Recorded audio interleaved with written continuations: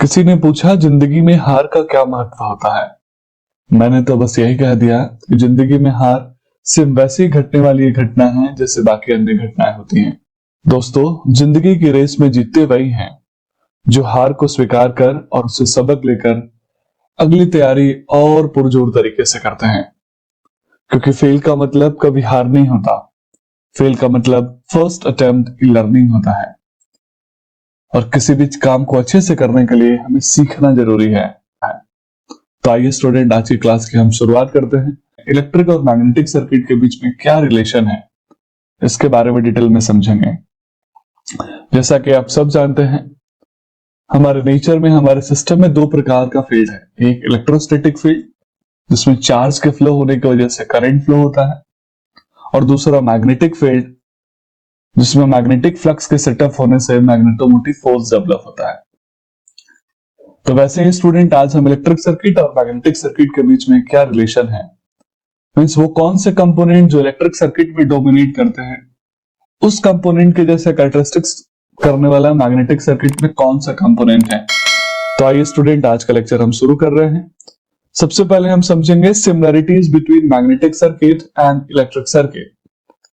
अच्छे से समझ में आ जाए, इसके लिए एक सिंपल सा मैग्नेटिक सर्किट बना है जिसमें मैग्नेटिक कोर है।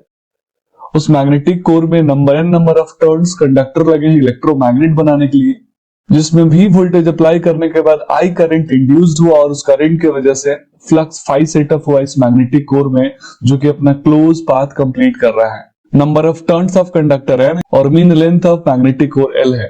फ्लक्स जो सेटअप हुआ उसकी वैल्यू 5 मैंने ले लिया, और मेरे कोर का क्रॉस सेक्शन एरिया स्मॉल ए है। मेरे कोर में परमिएबिलिटी कितनी होगी, यानी कितना परमिएबल है, कितनी आसानी से फ्लक्स को वो पास करना चाहता है, इसलिए उसकी परमिएबिलिटी म्यू आर है। सिमिलरली स्टूडेंट, इलेक्ट्रोस्टैटिक सर्किट में रेजिस्टेंस आर है जिसमें वी वोल्टेज अप्लाई हो रहा है। करंट आई के इंड्यूस्ड होने की वजह से मैं बोल सकता हूं ये इलेक्ट्रिक सर्किट कंडक्टिंग है। तो आइए स्टूडेंट, हम इलेक्ट्रिक और मैग्नेटिक सर्किट के बेसिक डेफिनेशन के बारे में समझ लेते हैं। The closed path for a magnetic flux is called magnetic circuit, यानी किसी मैग्नेटिक फ्लक्स के सर्कुलेट होने के लिए जो क्लोज पाथ चाहिए, उसी क्लोज पाथ को हम मैग्नेटिक सर्किट बोलते हैं। और similarly the close path for the electric current is called electric circuit, यानी इलेक्ट्रिक करंट के फ्लो होने के लिए जिस क्लोज पाथ की जरूरत होती है उसको हम इलेक्ट्रिक सर्किट के नाम से जानते हैं। Flux equal to MMF upon reluctance, क्योंकि मैग्नेटिक सर्किट में फ्लक्स सेटअप होता है जो कि मैग्नेटोमोटिव फोर्स और फ्लक्स को सेटअप होने से रोकने वाली प्रॉपर्टी रिलक्टेंस का रेसिप्रोकल होता है। जैसा current equal to voltage upon resistance होता था, यानी current I equal to voltage यानी EMF electromotive force upon resistance, जो कि करंट के फ्लो को अपोज करता है।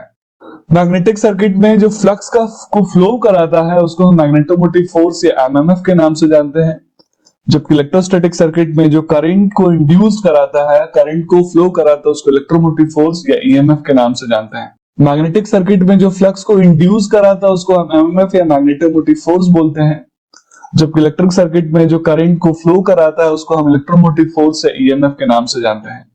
मैग्नेटिक सर्किट में फ्लक्स के इंड्यूस्ड होने में जो रुकावट क्रिएट करता है, जो बाधा क्रिएट करता है, उसको हम रिलक्टेंस बोलते हैं, जिसको लेटर एस से रिप्रेजेंट करता है।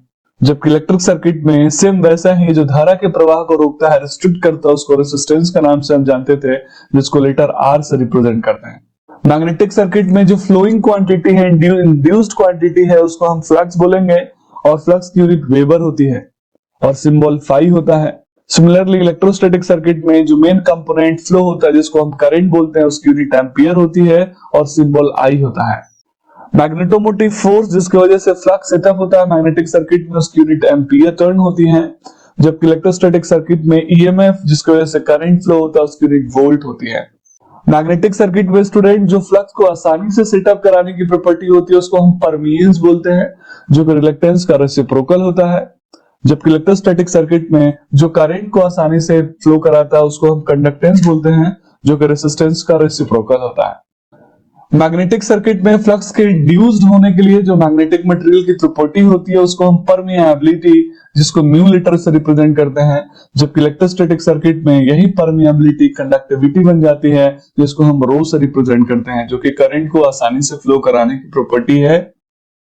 फ्लक्स के सेटअप होने की रोकने वाली प्रॉपर्टी को हम रिलेक्टिविटी के नाम से भी जानते हैं। और सिमिलरली इलेक्ट्रोस्टैटिक सर्किट में उसको हम रेसिस्टिविटी बोलते हैं।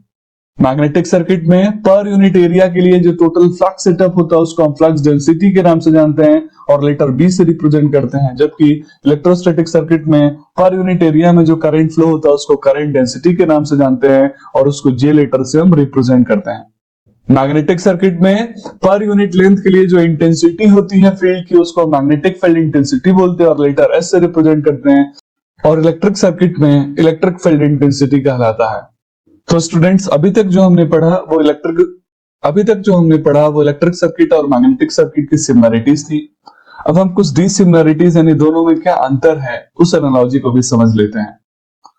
तो मैग्नेटिक सर्किट में मैग्नेटिक फ्लक्स फ्लो नहीं होता है। नॉर्मली आपने लोगों के मुंह से सुना होगा कि मैग्नेटिक फ्लक्स फ्लो होता है, बल्कि मैग्नेटिक फ्लक्स सेटअप होता है।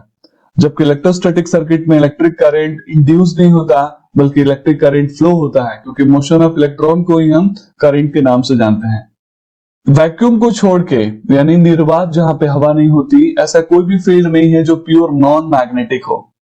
भले ही आपको नॉन मैग्नेटिक मटेरियल लगता हो, जबकि आप बहुत स्ट्रॉन्ग मैग्नेटिक फील्ड अप्लाई करेंगे तो वो भी मैग्नेटाइज होने की काबिलियत रखता है। लेकिन ऐसे बहुत सारे एग्जाम्पल है जो कि प्योर नॉन कंडक्टिंग या परफेक्ट इंसुलेटर कहलाते हैं, जैसे वुड, ग्लास, एयर, इनमें कभी भी करंट फ्लो नहीं होता। मैग्नेटिक सर्किट में फ्लक्स को क्रिएट करने के लिए, फ्लक्स को सेटअप कराने के लिए मात्र एक बार एनर्जी की जरूरत होती है, जबकि इलेक्ट्रोस्टैटिक सर्किट में करंट तब तक फ्लो होगा जब तक एनर्जी अप्लाइड होगी, क्योंकि एनर्जी आपने बंद कर दिया तो करंट फ्लो होना बंद हो जाएगा।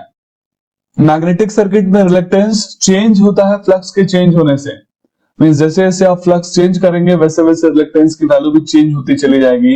लेकिन इलेक्ट्रोस्टैटिक सर्किट में रेजिस्टेंस कभी भी करंट के चेंज होने से चेंज नहीं होता है, इंडिपेंडेंट होता है, वो लीनियर एलिमेंट होता है। हमने ऑलरेडी लीनियरिटी में डिटेल में इसको पढ़ा था। तो this is all about electrostatic circuit and magnetic circuit dissimilarities. हमने इलेक्ट्रोस्टैटिक और मैग्नेटिक सर्किट का सिमिलरिटी पढ़ लिया, डिसिमिलरिटीज पढ़ लिया, तो हम आसानी से समझ पाएंगे कि इलेक्ट्रोस्टैटिक सर्किट और मैग्नेटिक सर्किट की क्या एनालॉजी है। मुझे उम्मीद है स्टूडेंट आपको वीडियो समझ में आया होगा। काफी इंपोर्टेंट लेक्चर है, क्योंकि जब आप दोनों फील्ड में काम करते हैं तो आपको दोनों का एनालॉजी अच्छे से आना चाहिए। फिर भी आपके मन में कोई डाउट है, कोई सवाल है तो प्लीज आप कमेंट बॉक्स में मेंशन करें। कोई सजेशन देना है तो प्लीज कमेंट बॉक्स में लिखें। आपके सहयोग के लिए बहुत बहुत धन्यवाद। खुद भी देखें, अपने दोस्तों के साथ भी शेयर करें। अच्छी चीजें बांटने से बढ़ती हैं।